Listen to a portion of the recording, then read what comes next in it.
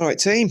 LVD Sport back once again. I think we're going to have a little preview of this weekend's WBC Super Welterweight Championship fight between Sebastian Fundora, the champ, and the challenger, former unified welterweight champ, Keith one-time Thurman. A fight which has been on the cards for quite some time. The dates has been coming and going so often I can't remember how many times it's been rescheduled.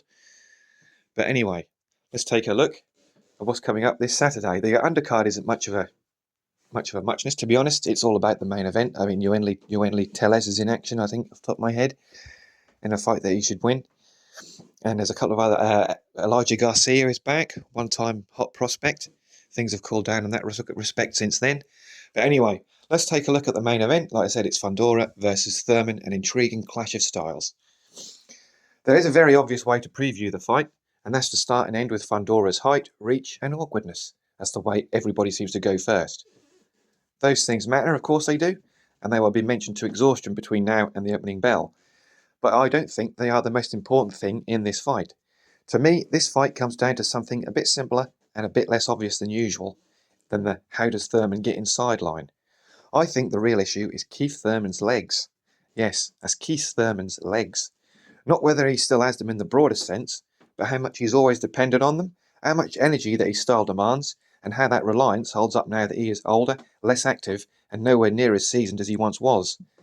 Fundora defends his championship against Thurman on Saturday, the March 28th, in Vegas, in a fight that was delayed from the original date after Fundora suffered hand injuries. At his best, Thurman's movement was a gift. It gives him control, it gives him escape routes, rhythm, and the sort of elastic spacing that made him difficult to set, difficult to trap, and difficult to hit cleanly for long periods of time. He could slide just out of range, reset the angle, and bring you back onto his counters. That was a huge part of what made him so good. But there has always been another side to it. Keith has often used his legs not just to position himself, but to defend himself. He has had a tendency to make the ring bigger with movement, and while that is effective when the body is fresh and his timing is sharp, it also asks a lot of a fighter over time. It asks for repeat bursts, repeated recoveries, and repeated corrections of distance. That can become expensive over time. I have long thought that Thurman's style, for all its cleverness, takes a fair bit out of him, and he uses his legs to the point that he overuses them. It is one reason why his stamina has looked less than ideal at times, and one reason why bodywork has often seemed to bother him more than a fighter of his quality would like. If you cast your mind back to just over a decade ago, when Louis Collazo almost folded him up with a body shot. That concern would exist anyway, but inactivity makes it much harder to ignore. Thurman lost to Manny Pacquiao in July 2019. That's almost 6 years ago. 7 years ago, blimey. And then he fought Mario Barrios in February of 2022. That seemed a lot longer back than then, actually.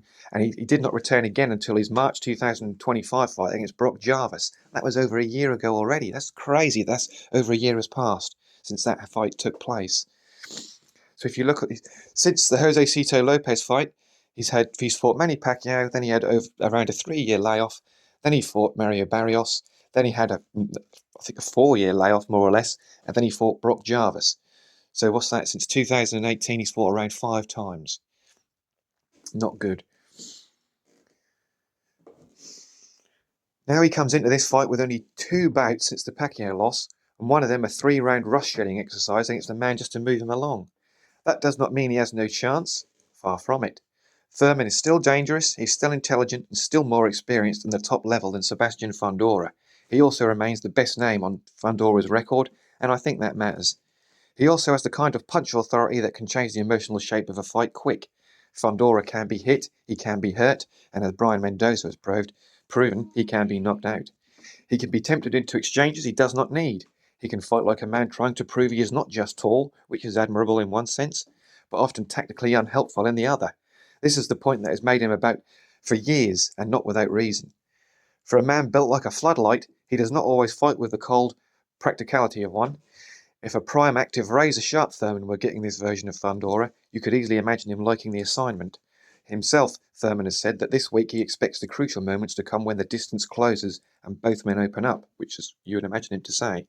And also exactly the sort of fight he would have once trusted himself to navigate with timing and experience. That is where the distinction has to be made. This is not the Thurman of the Garcia and Porter period. It is not even the Thurman who, though diminished, still had enough sharpness and recent memory to go 12 rounds with Manny Pacquiao and remain a real welterweight factor. This is an older Thurman, a more stop-start Thurman, a Thurman whose career has been broken by absences, delays and resets, and now has to solve a young champion with only one short outing in the last year to reassure us that the engine is still there. That is a lot to ask. I think it's too much to ask.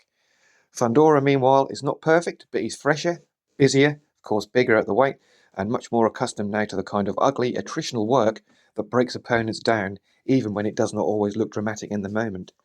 His record shows back-to-back high-level wins over Tim Tszyu, and whatever caveats people want to place around Fundora, those are serious nights of work against a serious fighter in hard fights that Thurman hasn't experienced for years.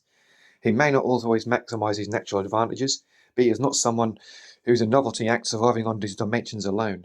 He is sturdy, he throws with consistency, and there is an underrated ruggedness to him that becomes more relevant in the fight the longer it goes.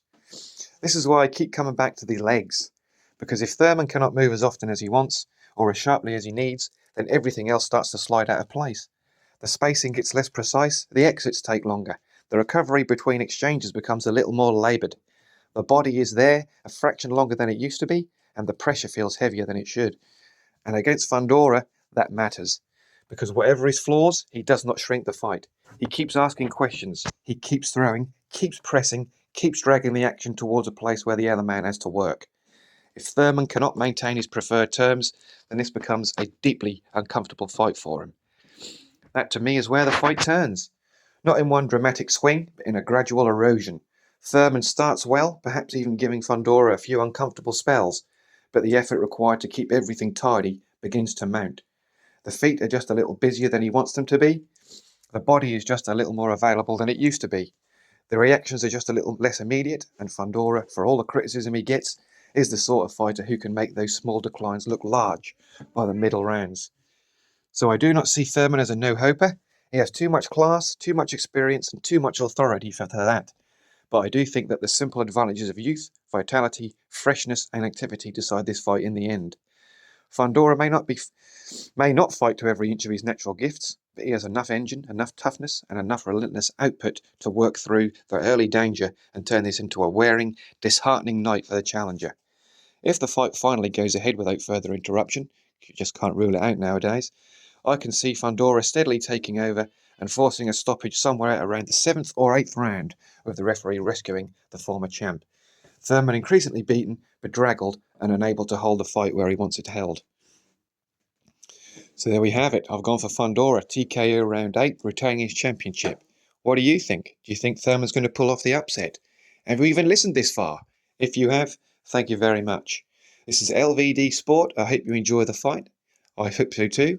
And I'll see you soon. Keep your gloves up and your chin down.